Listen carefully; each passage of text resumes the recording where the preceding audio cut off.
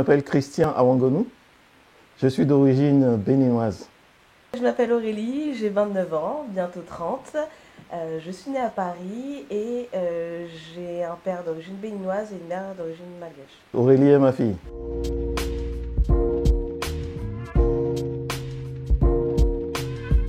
Quand on était plus jeune avec mes sœurs, on allait un peu en alternance. Un été au Bénin, un été à Madagascar. J'ai des cousins qui, eux, ont deux parents béninois. Et eux j'ai l'impression qu'ils se sentaient beaucoup plus à la maison quand on arrivait à Cotonou que moi. Je pense qu'il y a un cheminement. On cherchait pas trop, je crois, à connaître nécessairement la culture.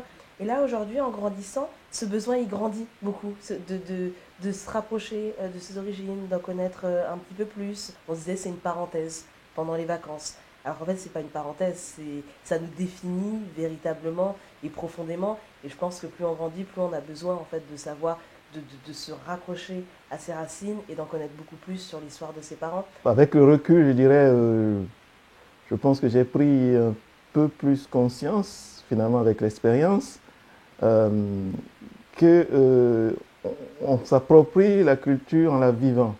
On n'a pas suffisamment transmis aux enfants cette culture. Amener toute une famille en Afrique en été, parce que c'était l'été, hein, ça coûte quand même plusieurs mois de salaire. Ça crée des conditions qui mettent une certaine barrière entre l'appréhension de la culture locale et des choses comme ça.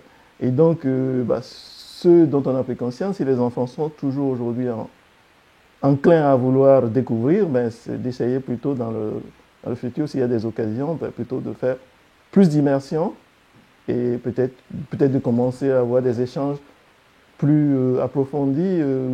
Voilà.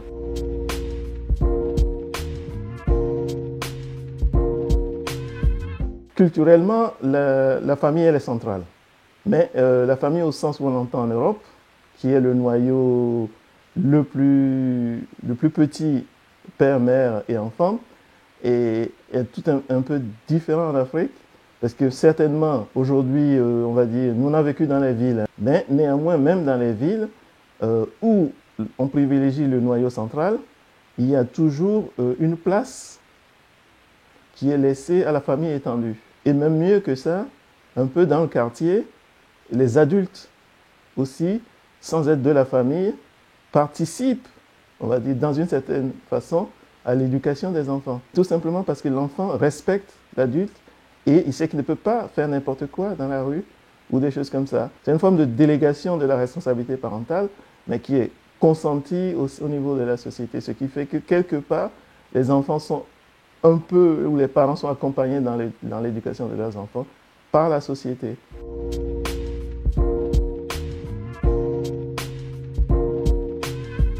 Ce qui est communément accepté, c'est toujours la prédominance de l'homme dans nos sociétés, et le père reste le patriarche.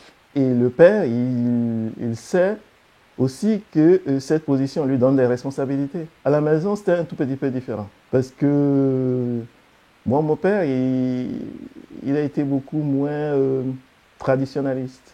Et d'ailleurs, ça a commencé avec notre grand-père, hein, qui avait décidé, qui était le chef de famille, en ce moment-là, il y avait encore les clans, les familles, etc., et qui avait décidé, par exemple, que à la maison, chacun ne devrait pratiquer qu'une seule religion.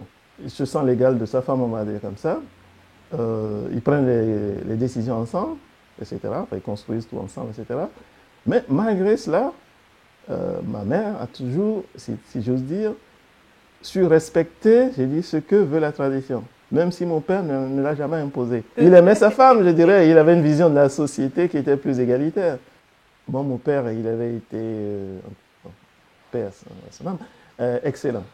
Il nous a toujours enseigné l'exigence. Moi, il m'a envoyé le premier en France, et c'est sacrifié. C'est le salaire d'un enseignant en Afrique, j'étais enseignant mes parents.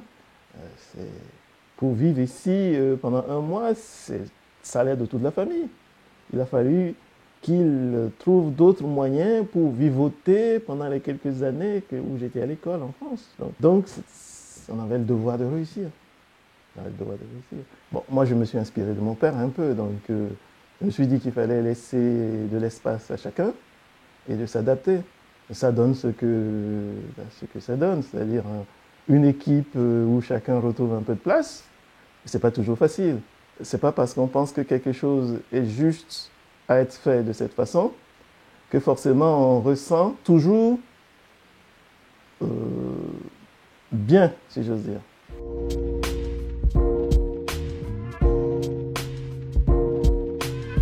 Les premières années, ils veulent vous aider, ils veulent balayer, ils veulent faire la table, c'était un jeu. Mais à 6-7 ans, ils ne veulent plus. Dès qu'ils rentrent à l'école, d'accord? Et après, ils sont capables de vous dire, oui, mais les parents des autres enfants, ils ne leur font pas faire la table, c'est eux qui font leur lit, etc., etc. Donc là, vous commencez à voir quand même qu'il y a... En Afrique, on n'oserait même pas penser à un enfant parler comme ça à ses enfants, à ses parents, pardon. Les enfants de France. Voilà, on les appelle les enfants de France. Voilà. Ils répondent à leurs parents. Un des éléments très importants des sociétés africaines, béninoises en particulier, bon, on va en citer deux, c'est ce que moi j'appelle le droit d'aînesse.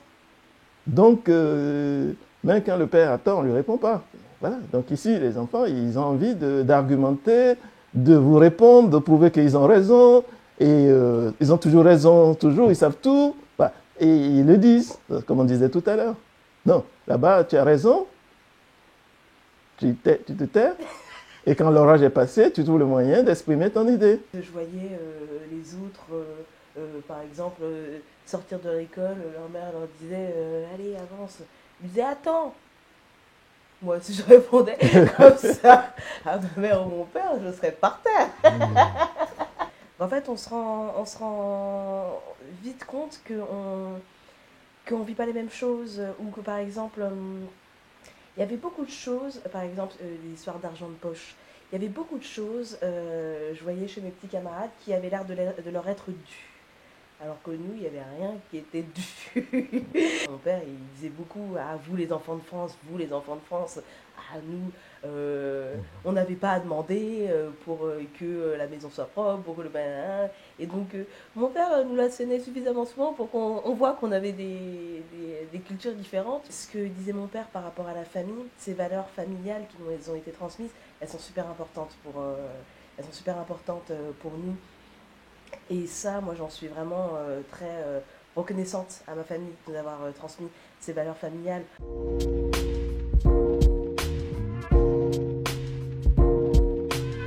De par ma culture, on ne dit pas je t'aime. On dit rarement, très rarement. Je dis peu à ma femme, je dis encore peu à mes enfants. Après, j'ai évolué, puisque on me l'a enseigné dans la famille. Mais ce n'est pas quelque chose que l'on dit naturellement.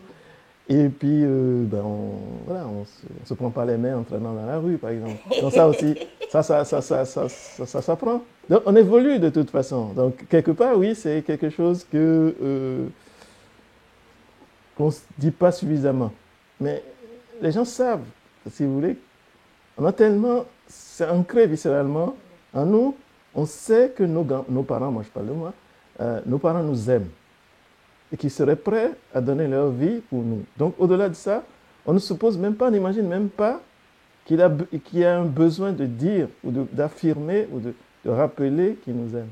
Parce qu'on le voit au travers de leurs actes qu'ils se sont abandonnés pour que nous, on puisse exister. C'est une approche des relations à autrui qui n'est pas forcément celui que les enfants ont vécu, parce qu'ils ont vécu dans d'autres sociétés où l'externalisation est beaucoup plus forte.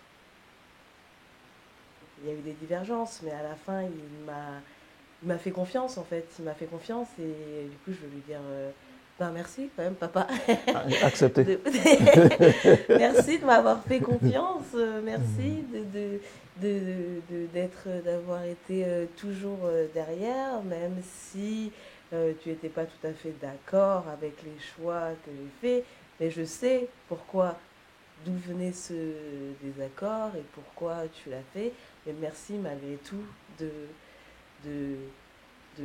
d'avoir accepté et de m'avoir donné cette confiance.